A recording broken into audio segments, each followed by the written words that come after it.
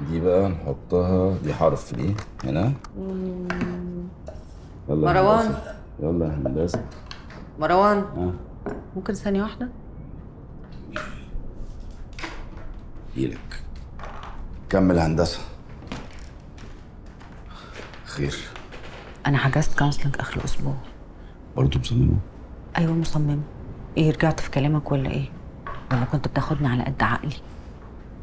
كانتش في كلامي، كنتش باخدك على قد عليك. ممكن بس خليها الأسبوع الجاي، بلاش الأسبوع ده عشان أبقى أعمل حسابي. آه. شكرا. وصلت ليه يا هندسة؟ دي هنا. لا يا بابي مش هنا. ها صح؟ لا يا بابي امال مش فين هنا. اجهبز؟ هنا. أنت أشطر من بابي على فكرة. بختبره بس، بختبر العماريكو. طب دي فين؟ أي كلام.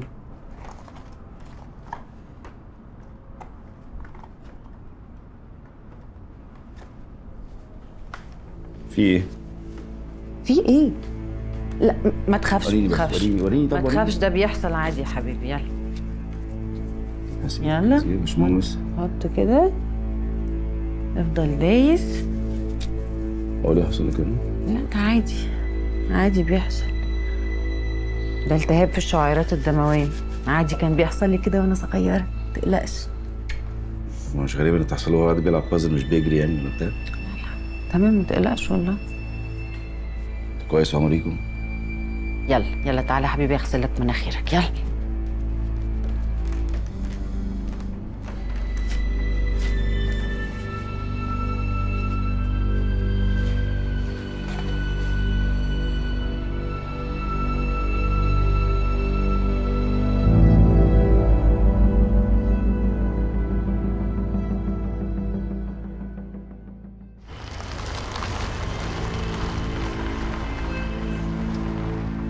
اللوكيشن مديني الشارع ده يمين. حاول ما تظهرش يا عماد. انا مش فاهم انت ليه مش عايز ننزل معاك؟ ده احنا بنشتري سمك في ميه. هيعملوا لي ايه يعني؟ وبعدين انا مش هديهم الفلوس كلها، هديهم نص بس لغايه لما يدوني العنوان ونتاكد. برضه اجي معاك؟ انت ضامن مستني ايه جوه؟ ما تقلقش انا. ما تقلقش. انا مش مقتنع على فكره.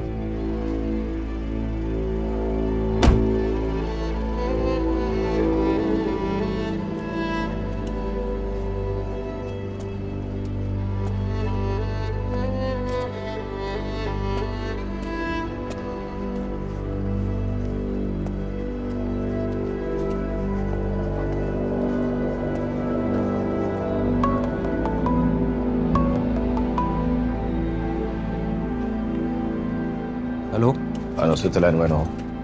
شايف ورشة الحدادة اللي مفتوحة نص فتحة دي اللي قدامك؟ اه شايف. خش جوه وسيب الفلوس.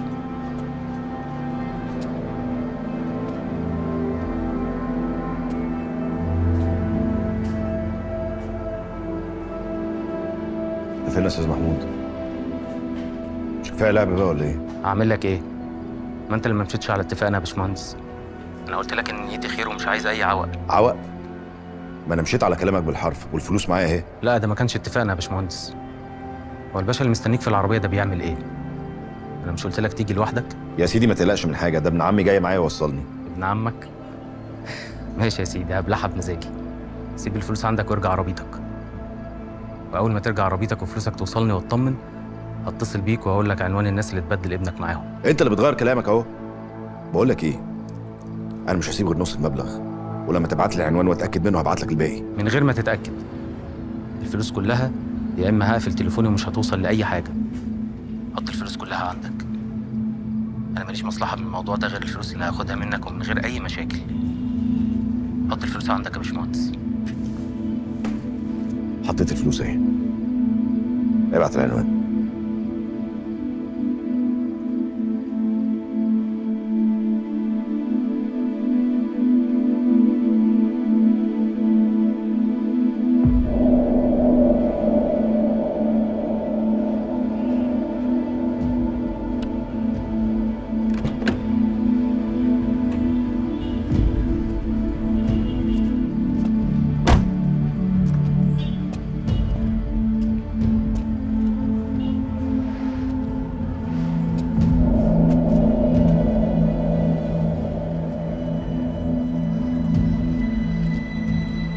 عملت ايه يا مروان؟ اديته الفلوس. سبت الفلوس كلها من غير ما تاخد عنوان كده ولا اي حاجه؟ ما كانش عندي حل تاني يا عماد. ولا هيبعت حاجه، هتشوف.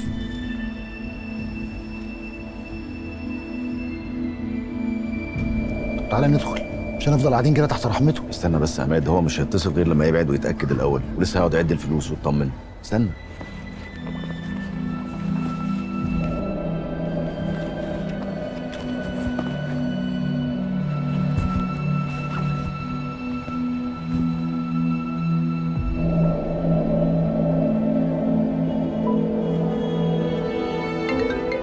هو ايوه يا استاذ محمود. فلوس تمام يا هندسه. طب تمام، انا عملت اللي عليا. باقي عليك. هبعت لك العنوان حالا على الواتس ومعاه اللوكيشن كمان. انا بساعدك لاني عايز اخدمك ومقدر موقفك. عايزك بس تبقى مسامح في الفلوس وما تكونش زعلان مني. يا سيدي اعتبرهم حلاوه رجوع ابنك بالسلامه. يا سيدي انا مقدر ومسامح. ممكن تبعت لي العنوان بقى؟ حالا هبعت لك العنوان على الواتس. مع السلامه. قال لك ايه؟ ابعت لي العنوان على الواتس. بعت. لسه يا عماد، لسه.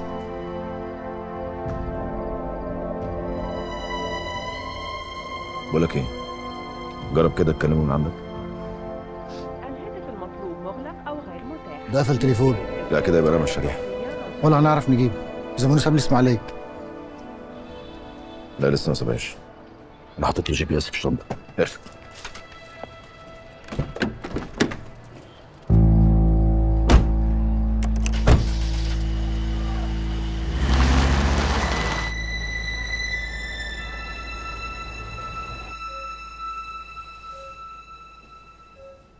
معلش يا حبيبي، انا عارفه انك ما بتبقاش مبسوط وانت هنا. اصل الصراحه عندك حق، اي حد هيبقى متضايق وهو في المستشفى.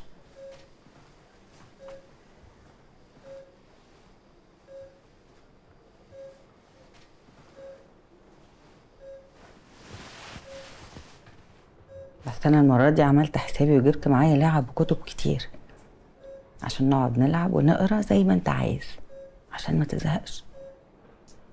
بس انا عايزاك تنام دلوقتي عشان ترتاح، وبكره الصبح بدري هنقعد نلعب بقى ونقرا زي ما انت عايز. اتفقنا؟ طيب يا حبيبي، انا بره جنبك، لو احتجت اي حاجه انده عليا.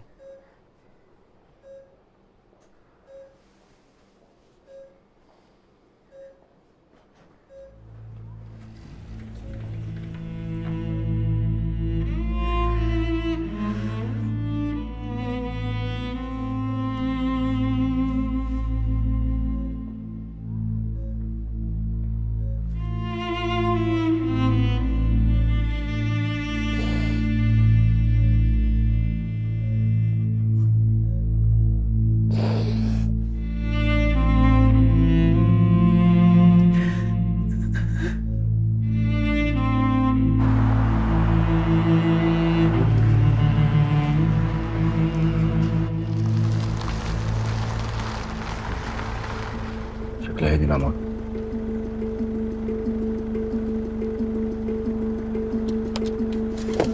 رايح فين؟ استنى، اكيد مش ننزل نخبط على الشقق في وقت زي ده. انا استناه يعني لما ينزل عشان اقفشه؟ لا، انا هنزل عند البقال ده واحاول اعرف هو ساكن فين. هسأله يعني تقول له ايه؟ اكيد الراجل ده ما اسموش محمود، مش عايزين نلفت النظر لينا لا يهرب. ما تقلقش، سيبني بس اجرب. اجي معاك؟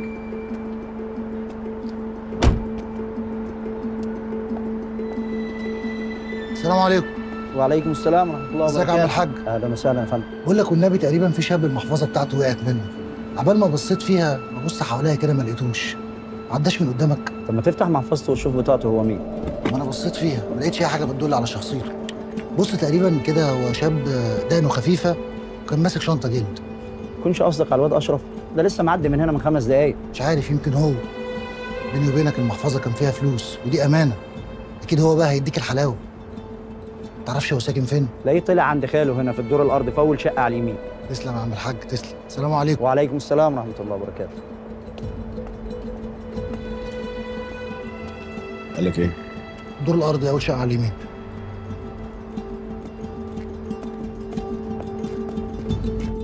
اوعى تكون الشريحه لسه معاك. لا والله انا رميتها هناك على الطريق الكبير. وبعدين انت بتعد ورايا تاني ليه؟ انا عديتهم اكتر من مره والمبلغ مظبوط. يلا قبضني. على البركه. ادي نصيبك اهو. تسلم يا خالو.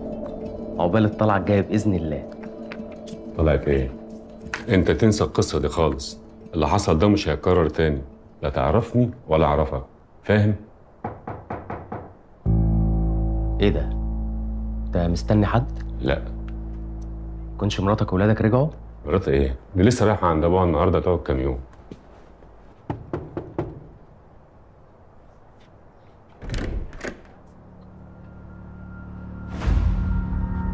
وانت انت اللي ورا كل ده؟ انت اللي خدت الورق من الدفتر؟ بلغ البوليس يا عماد. لا البوليس ايه؟ والله ما قطعت حاجه ولا اعرف حاجه عنها من الاساس. وبعدين فلوسك هي لسه زي ما هي، ما خدناش منها ولا مليم.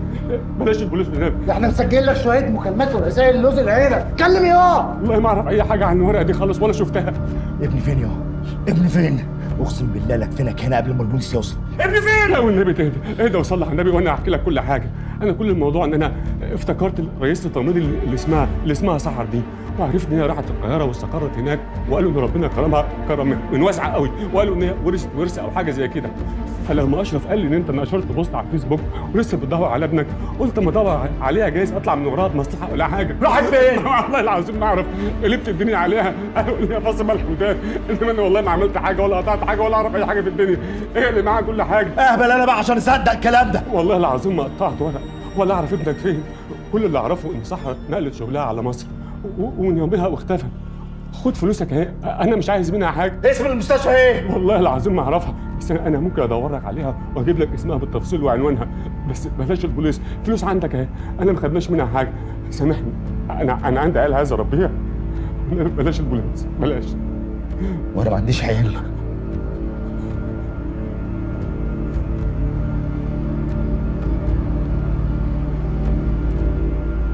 ايه ضمنك ان الراجل ده كلام صح؟ شكلهم مش مجرمين، شكلهم اول مره يعملوا كده اصلا. وبعدين الرسائل اللي بينك وبينك وديه في 60 داهيه. وانا هعمل بيه ايه لما اوديه في داهيه؟ هلاقي ابني ولا هلحق في المستشفى؟ يا عم صلي على النبي، الحمد لله احنا رجعنا الفلوس. يلا.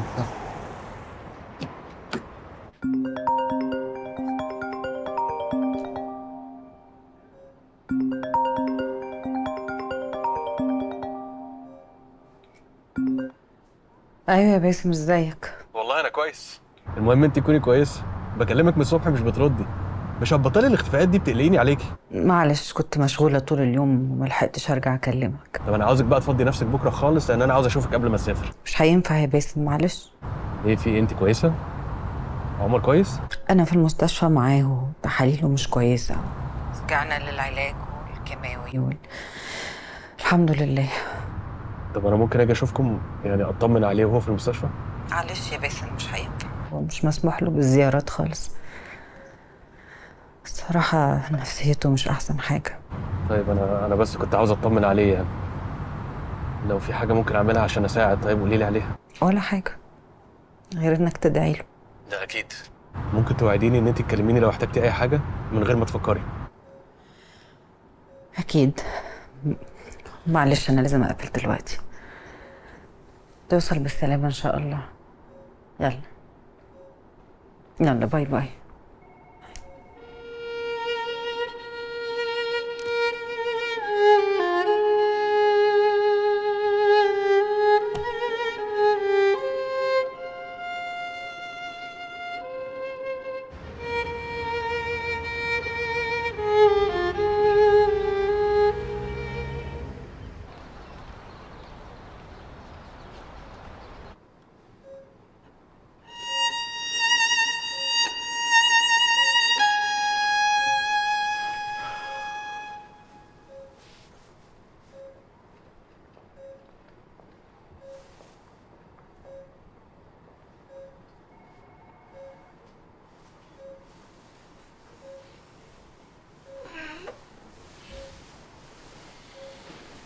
صباح الخير يا حبيبي. عامل ايه؟ الحمد لله. ايه ده، هو انت يعني من بدري؟ انا جيت بعد ما انت نمت امبارح بشويه. طول الليل احاول انام مش عارف من كتر ما انت عمال تشخر. تلاقيك لسه جاي من شويه وبتضحك عليا. الصراحه ايه يا عم، انت بتشوف انت نايم ولا ايه؟ صباح الخير. صباح الخير. هنبتدي؟ اه انا هبقى جنبك انا ومامي. اوكي؟ هسيب معاك الوكي، كلمني لو في اي حاجه. اتفضلي.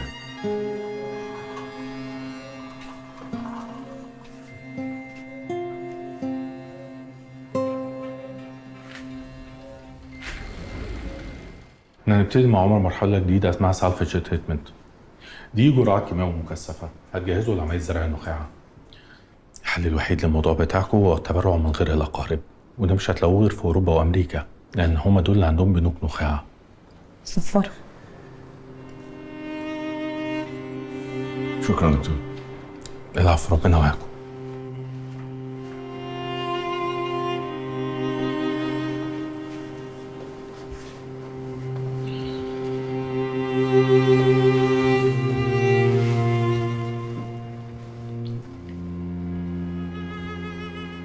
فاكر في ايه يا مروان؟ انا عارفه ان مصاريف السفر عاليه قوي، بس احنا هنقدر نتصرف، صح؟ ان شاء الله. ايوه قولي، يعني انت ناوي تعمل ايه؟ هتصرف يا ليلى، هتصرف. حتى لو عملت كل اللي حيلتي عشان اصفر هعمل كده.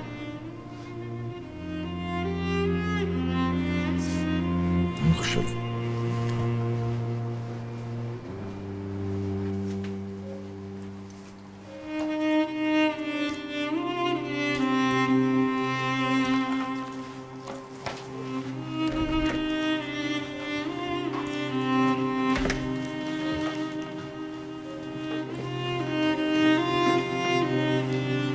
عمريكو.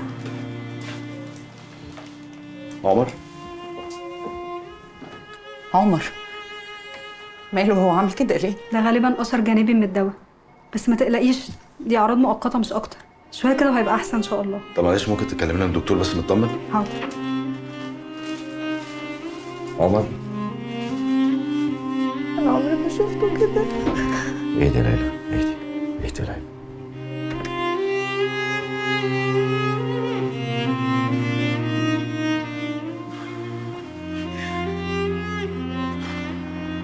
خلاص بقى حنان، كفايه زن يا ستي، قلت لك هرجعهم لك. طب خلاص، هو اصلا كان يوم اسود يوم ما خدت الفلوس دي. ان شاء الله هتصرف حاضر. النهارده ازاي يعني؟ ما انا بقول لك ما معيش اشق الارض هتطلع فلوس. طب اتقلي عليا يومين ولا 3 اكون خلصت مصلحه كده وهرجعهم لك ان شاء الله. يا لهوي يا ستي، انا اصلا هرجعهم لك عشان خاطر الزن ده. ممكن بقى تسيبيني عشان اشوف اكل عيشي؟ يلا يا حنان بعد اذنك. يلا ماشي، هكلمك تاني طبعا النهارده. سلام يا حبيبي. ولا ايدك ايه؟ كام دول؟ 500. ماشي، المره الجايه بقى في ايه؟ ماشي شيل على طول.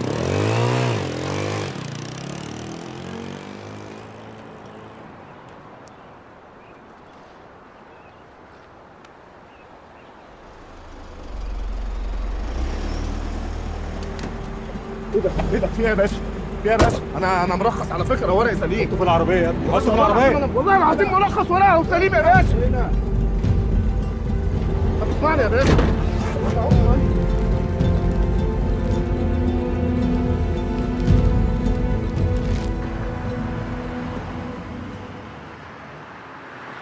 هكلم حد اعرفه في الشهر العقاري يخلص موضوع التسجيل ده على طول، متقلقش. لا ازاي بس انت معايا؟ انا معايا احسن بروكر في مصر يا بنتي. ميرسي يا فندم. لا والله بجد امينه هم ونزاح. كنت حاسس ان الكيدز اريا ديت هتفضل معايا بقيه عمري، مش هعرف ابيعها خالص. خلاص خلصنا منها. اي خدمه. تعبتك معايا. ولا اي حاجه. لا بجد شكرا. ايه ده؟ ده شيك ب 2.5% الكوميشن اللي كنا متفقين عليه. طب عموما 2.5 دي باخدها من الكلاينت الغريب. حضرتك تقطع الشيك ده وانا هاخد 1% بس. لا بس انا تعبتك معايا وده اللي احنا كنا متفقين عليه. تعب ولا حاجه يا حسن، انا بعمل كل ده من قلبي فعلا علشان عارفه ظروفك، مش عشان مستنيه كوميشن. عارف، مقدر، بس ده حقك يا امين. حسن انا خلاص قلت لك 1% بس.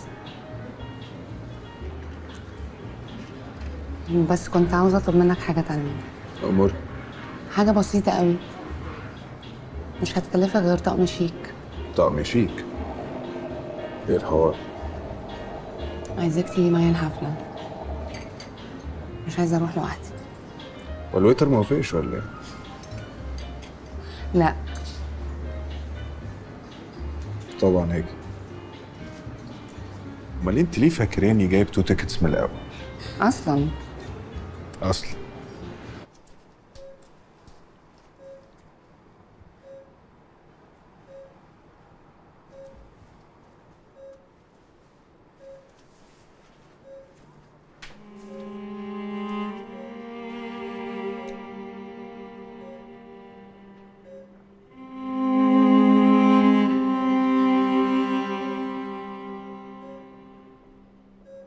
هو نادية هتنيمه شوية، متقلقوش اللي بيحصل ده طبيعي جدا.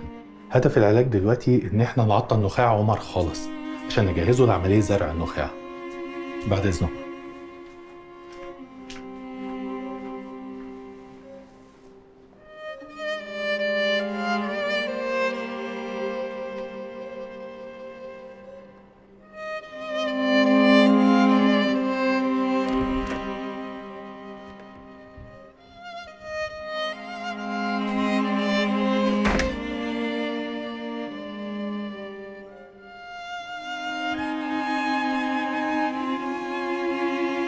أنا فكرت في موضوع تكاليف السفر،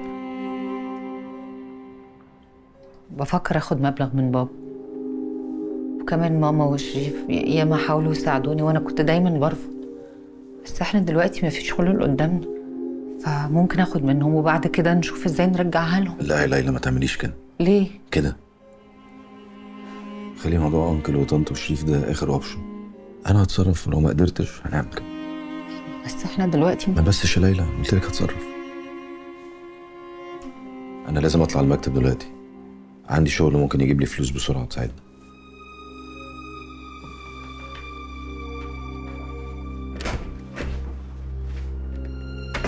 الو. ايوه الو. بقول لك ايه، اسمعيني كويس. انا اتقبض عليا كده في حوار ماليش دعوه بيه وخدوني على الاسم. مش فاهمه حاجه، اسم ايه طيب؟ بقول لك اتقبض عليا وهبات النهارده في القسم وهيعرضوني بكره على النيابه. انت لازم تجيلي بسرعه. طب انا هجيلك يا ايهاب. ماشي بسرعه عشان انا كلمتك بالعافيه، مش هعرف اكلمك تاني. حاضر حاضر.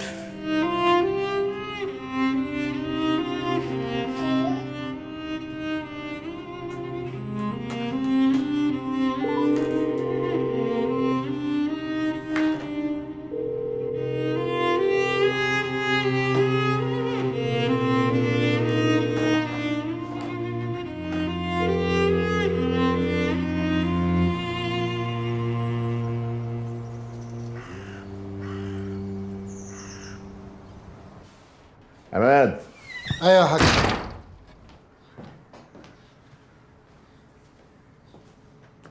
عملت ايه؟ عملت ايه في ايه؟ الموضوع اللي قلت لك عليه، كلمت مروان؟ حاج ما انا قلت لك مروان في اللي مكفيه. عمر كمان حالته اتدهورت وهيحتاج يسفره، يعني لازم يبيع الارض. اكلمه في ايه بقى؟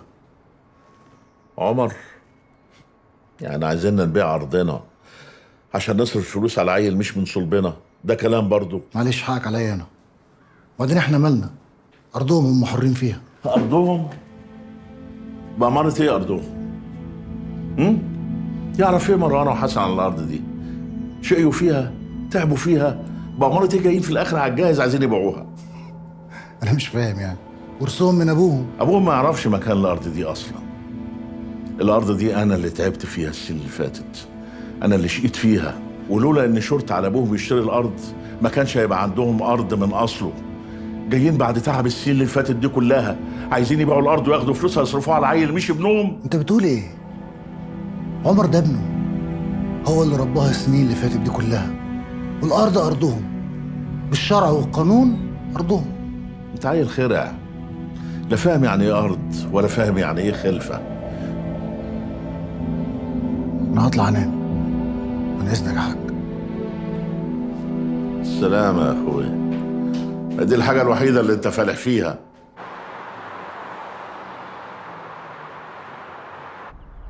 خصوصا الايفنت هيبقى اوت دور. حلو قوي. نختار بقى علشان نكلم المورد يبتدي شغل. ده كويس. هم قالوا لك هيخلصوا امتى؟ يعني بالكتير اسبوع. طب حاول معاهم ان هم يخلصوا اسرع من كده. حاضر. هبعت لك ايميل بكميات. اوكي.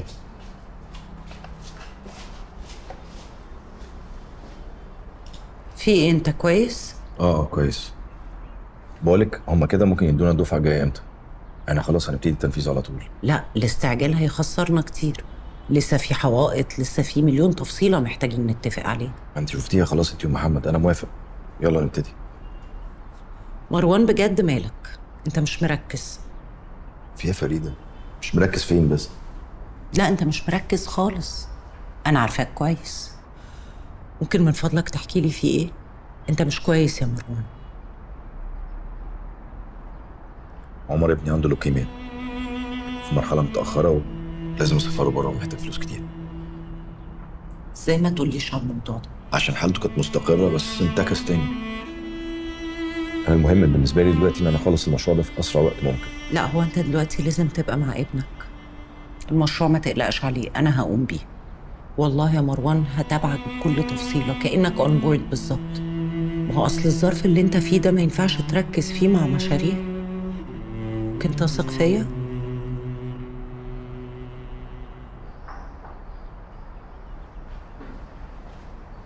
ازيك يا حسن؟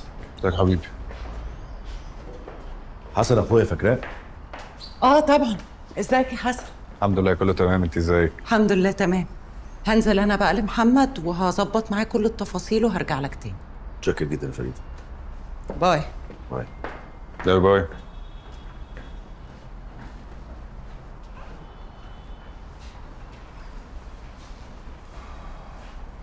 قول لي عمر عامل ايه؟ مش كويس. الحمد لله. الحمد لله، ان شاء الله يبقى زي الفل. طب الدكاترة قالوا ايه؟ وصلنا لايه؟ خلاص لازم زرع نخاع. طيب انا جالك في موضوع كده ومش عاوزك بقى ولا تنهيني فيه ولا توجع قلبي معاك والنبي. خير. انا الحمد لله اخيرا عرفت ابيع كده زي دي. كنت عاوز اجيب لك نص فلوسها بس مش عارف احولها لك بقى على البنك ولا اجيبها لك كاش ولا اعمل ايه. يا ابني انت محتاج الفلوس دي. انا لو ما عرفتش اتصرف هاجي لك. يا حبيبي انا مش محتاجك. انا كله تمام وزي الفل. موضوع القضيه تمام. كل حاجه اتظبطت، ما تشغلش بالك خالص. وبعدين انت هتحتاجهم اكتر مني في السفر بتاع عمر. انت ليه عامل ما بيننا فرق كده؟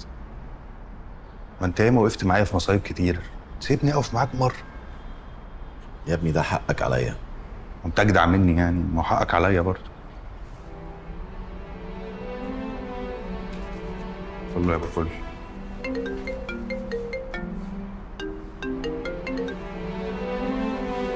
الو.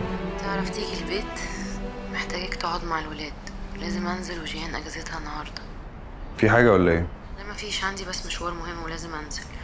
انا كلمت حنين مش عارفه اوصل لها عشان كده كلمتك. هتعرف ولا لا؟ هعرف، مسافه السكه وابقى عندك. تمام. يلا باي باي. في حاجه ولا ايه؟ مش عارف بس لازم اقوم اتحرك. انا هحولك الفلوس بكره ان شاء الله على حسابك وكلمك. ربنا يخليك ليا. عملت ايه في موضوع الارض؟ ما تشغلش بالك خالص، انا بظبط الدنيا وكلمك برضه. سلام يا حبيبي.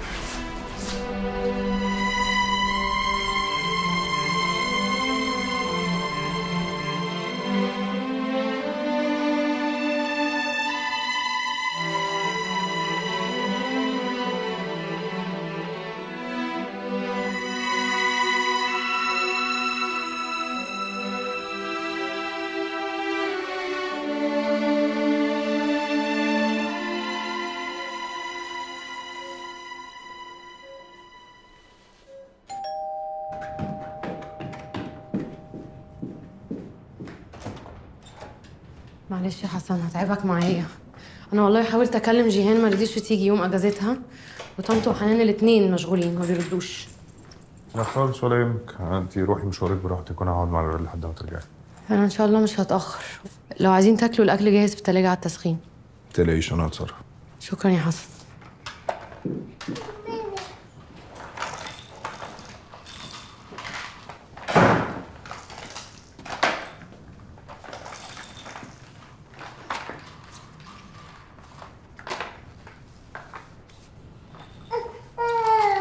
انت لسه زعلان بقى ولا ايه؟ طب احنا قاعدين بقيه اليوم مع بعض، ولا هتبص لي ولا هتكلمني بقيه اليوم كله؟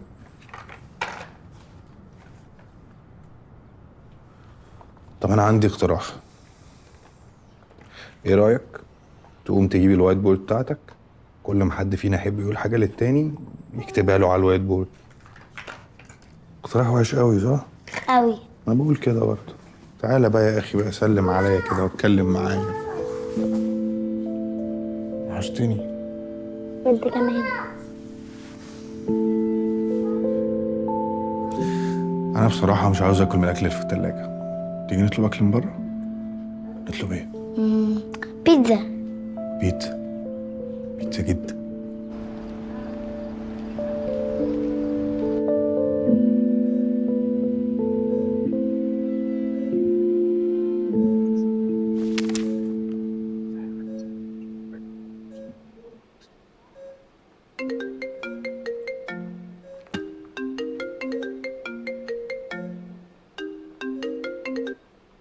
الو. استاذ مروان الألفي. ايوه. معاك عبد الشافي موظف في عين شمس. استاذ عبد الجليل قال لي اكلم حضرتك عشان كنت عايز عنوان صحر البنهاوي. يا فندم اكون شاكر جدا. طيب انا عنيا ليك. مع حضرتك ورقه وقلم؟ استاذن حضرتك لو ما ضايقكش تبعت لي عنوان على الواتساب. على نفس الرقم اللي بكلمك عليه؟ يا فندم. حالا. العفو.